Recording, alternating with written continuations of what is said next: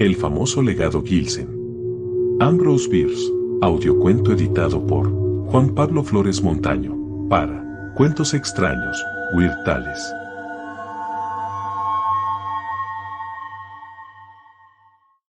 El famoso legado Gilsen. The Famous Gilsen Bequest, 1878. Lo de Gilsen iba mal, tal era el juicio lacónico y frío, si bien no carente de simpatía, de la mejor opinión pública de Mamen Hill, el dictamen de la sociedad respetable. El veredicto del elemento opuesto, o mejor sería decir oponente, el elemento que acechaba con ojos enrojecidos e inquietos la ruina de Moll Gurney, mientras la respetabilidad se tomaba el asunto más dulcemente en el magnífico salón del señor Ho. Bentley venía a tener prácticamente los mismos efectos generales, aunque expresados con mayor adorno mediante la utilización de pintorescas palabrotas que es innecesario citar. Por lo que respecta a la cuestión Gilsen, Mamen Hill era prácticamente una piña. Y debe confesarse que en un sentido meramente temporal no le iba todo bien al señor Gilsen. Aquella misma mañana había sido conducido a la ciudad por el señor Brenchab y acusado públicamente de robar caballos. Entre tanto el sheriff estaba ocupado en el árbol probando una nueva cuerda de cáñamo mientras el carpintero Pete se afanaba activamente, entre trago y trago, en fabricar una caja de pino de la longitud y la anchura del señor Gilsen. Una vez que la sociedad había pronunciado su veredicto, entre Gilsen y la eternidad solo restaba la formalidad decente de un juicio. Estos son, de manera breve y simple, los anales del prisionero. Recientemente había residido en New Jerusalem, en la horquilla septentrional de Little Stony, pero había acudido a los recién descubiertos depósitos minerales de Mamen Hill inmediatamente antes de la fiebre del oro, que había despoblado la población anterior.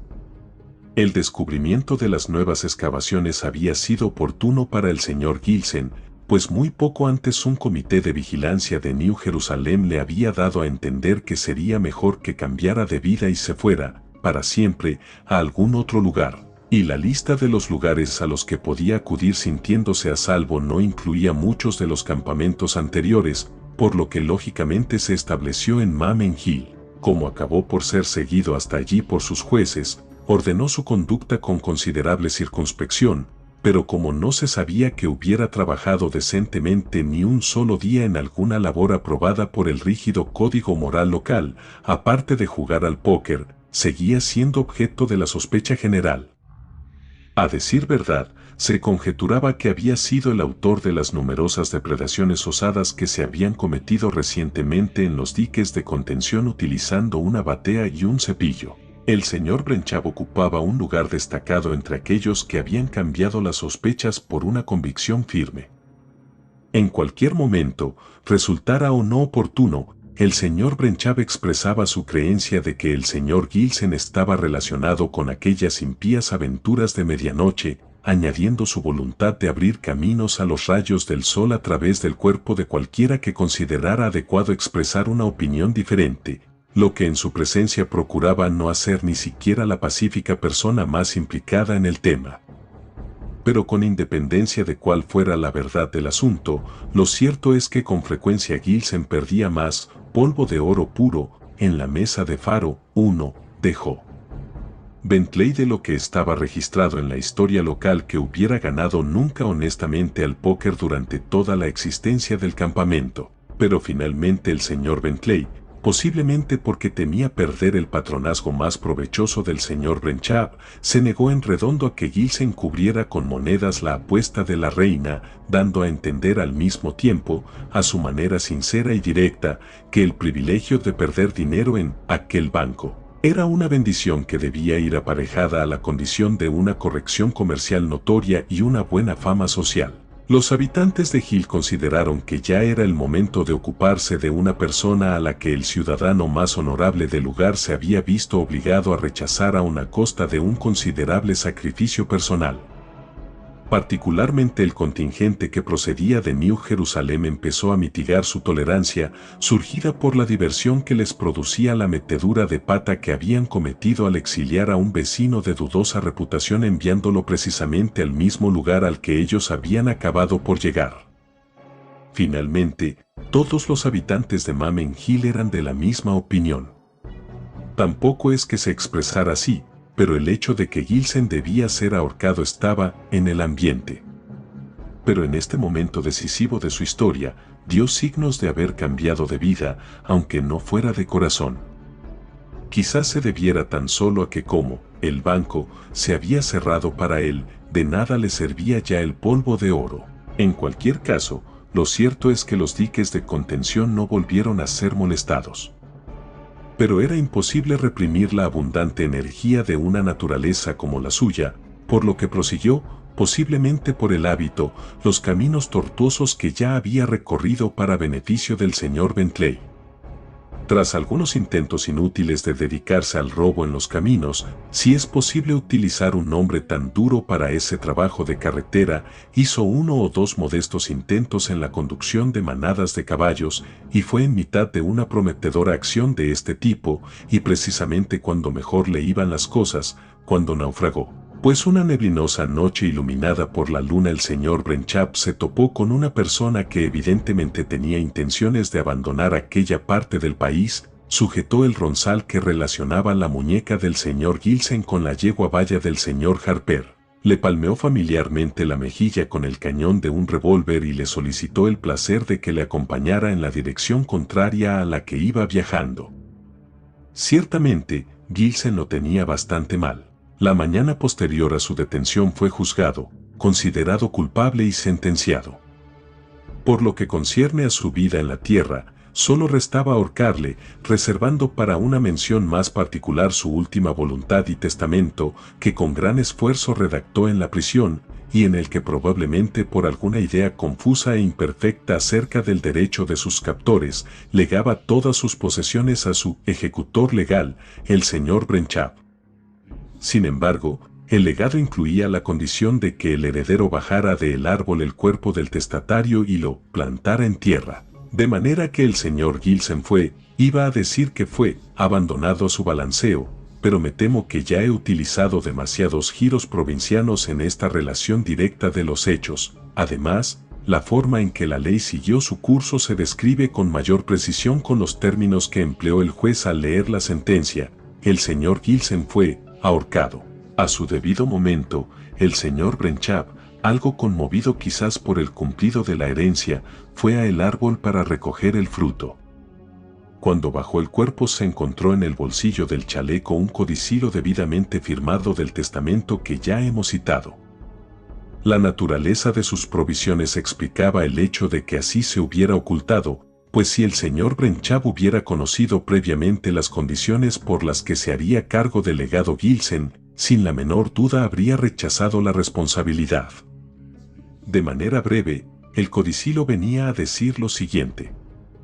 Puesto que en diversos momentos y lugares determinadas personas afirmaron que durante su vida el testador les había robado en sus diques de contención, por tanto, si durante los 5 años siguientes a la fecha de este instrumento legal alguien presentara pruebas de tal afirmación ante un tribunal, dicha persona recibiría como reparación toda la herencia personal y real que el testador muerto se apropió y poseyó, menos los gastos del tribunal y una compensación establecida al ejecutor legal. Henry Brenchap, proveyendo que, si más de una persona presentaba esa prueba, la herencia se dividiría a partes iguales entre ellos o con ellos. Pero en caso de que ninguno consiguiera establecer así la culpa del testador, entonces la propiedad entera, menos los gastos de tribunal, tal como se mencionaron, iría a parar al mencionado Henry Brenchap para su propio uso, tal como se establecía en el testamento. Quizás la sintaxis de este notable documento pueda ser objeto de la crítica, pero el significado resultaba bastante claro. La ortografía no se conformaba a ningún sistema reconocido, pero por ser sobre todo fonética, no resultaba ambigua. Tal como comentó exactamente el juez testamentario, para ganar aquella apuesta se necesitarían 5 ases. El señor Brenchap sonrió de buen humor, y tras ejecutar los últimos y tristes ritos con divertida ostentación, juró debidamente como ejecutor y heredero condicional según las provisiones de una ley apresuradamente aprobada, a instancias del miembro del distrito de Mamen Hill, por un cuerpo legislativo chistoso, la misma ley que, tal como se descubrió más tarde, había creado también 3 o 4 empleos lucrativos y autorizado los gastos de una considerable suma de dinero público para construir un puente sobre la línea férrea que quizás habría resultado más ventajoso de haberse construido sobre alguna vía real y existente. Evidentemente el señor Brenchap no esperaba beneficiarse ni del testamento ni del litigio como consecuencia de sus inusuales provisiones, aunque Gilsen había tenido dinero en abundancia con frecuencia, los asesores y recaudadores fiscales habían procurado no perder dinero con él. Pero una búsqueda descuidada y formal entre sus papeles puso al descubierto títulos de propiedad de valiosas fincas en el este y certificados de depósito de sumas increíbles en bancos bastante menos escrupulosos que el del señor Ho. Bentley. Estas sorprendentes noticias se conocieron inmediatamente, produciendo gran excitación en la zona. El Patriot de Mamen Hill, cuyo editor había sido uno de los principales instigadores del movimiento que obligó a Gilsen a abandonar New Jerusalem, publicó una nota necrológica llena de cumplidos hacia el fallecido en la que llamaba la atención sobre el hecho de que su vil competidor, el Clarion de Squaw Gulch, estaba convirtiendo la virtud en desprecio al ensuciar con lisonjas la memoria de aquel al que en vida había considerado como alguien molesto y vil.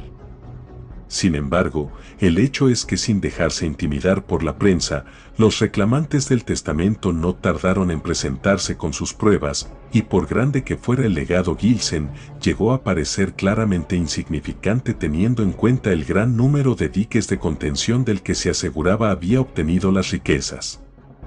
El país entero se levantó como un solo hombre. El señor Brenchap estuvo a la altura de la situación de emergencia.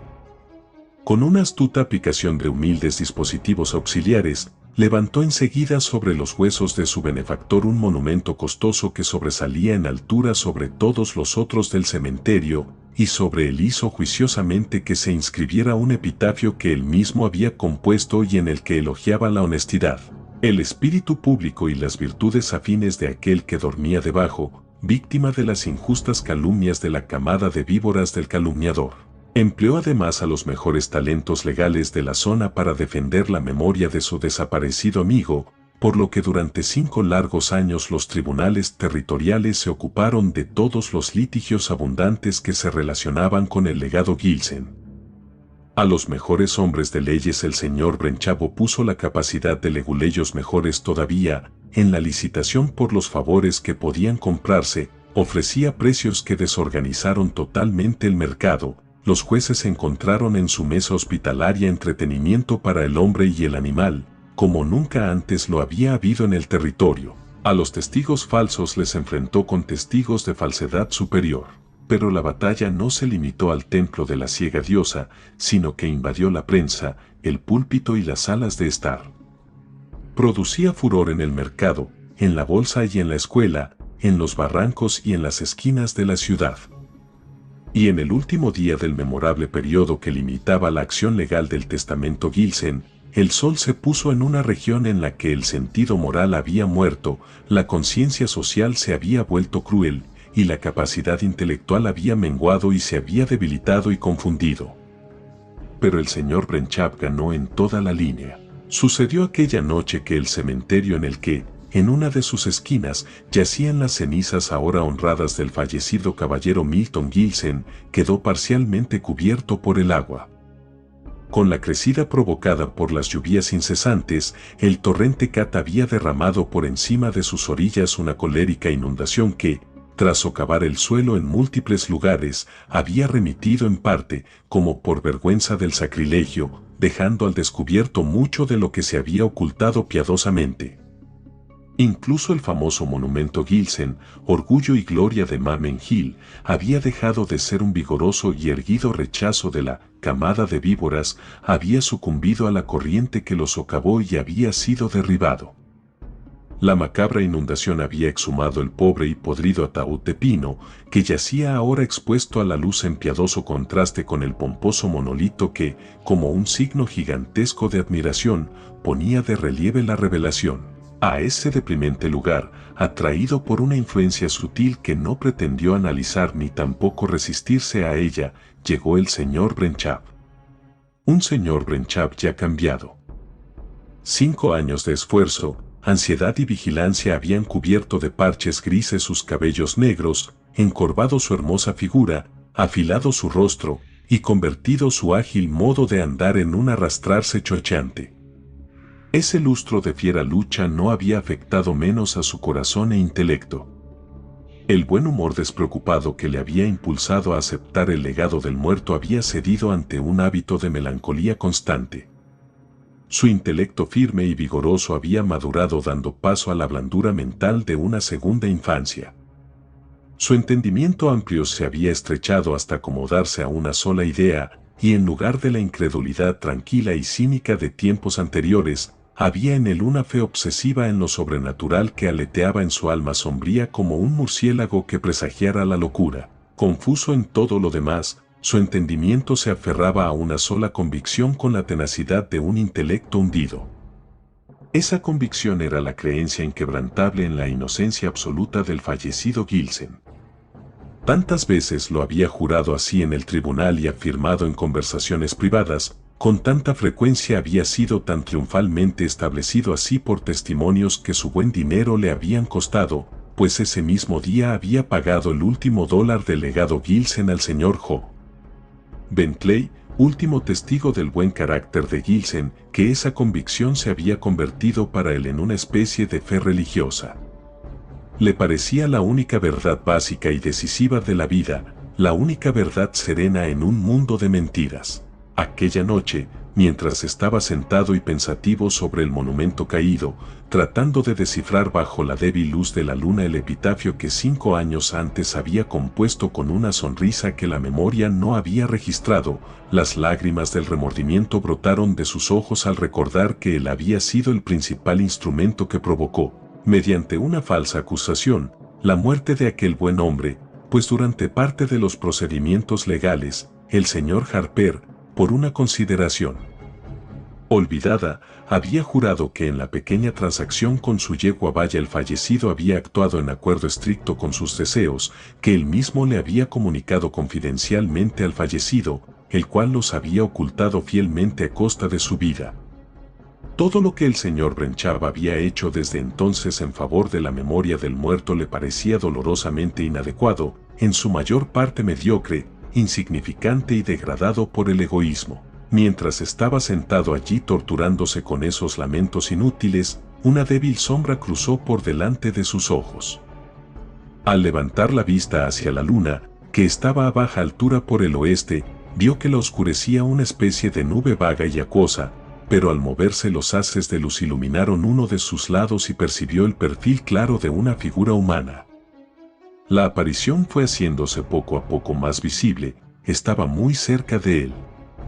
Por sorprendidos que estuvieran sus sentidos, casi trabados por el terror y confundidos por terribles imágenes, el señor Brenchap no pudo evitar percibir, o pensar que percibía, que aquella forma ultraterrena tenía una extraña similitud con la parte mortal del finado Milton Gilsen, con el aspecto que tenía esa persona cuando fue bajada del árbol 5 años antes.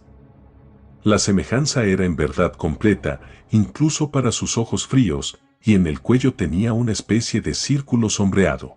No llevaba abrigo ni sombrero, estaba exactamente igual que Gilsen cuando había sido colocado en su pobre y barato ataúd por las manos poco cuidadosas del carpintero Pete, por el que hacía ya bastante tiempo que alguien había realizado el mismo y amistoso oficio.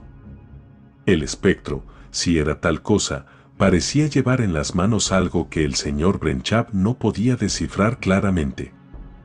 Se acercó más, hasta que finalmente se detuvo al lado del ataúd que contenía las cenizas del fallecido señor Gilsen, cuya tapa estaba torcida y revelaba a media su incierto interior.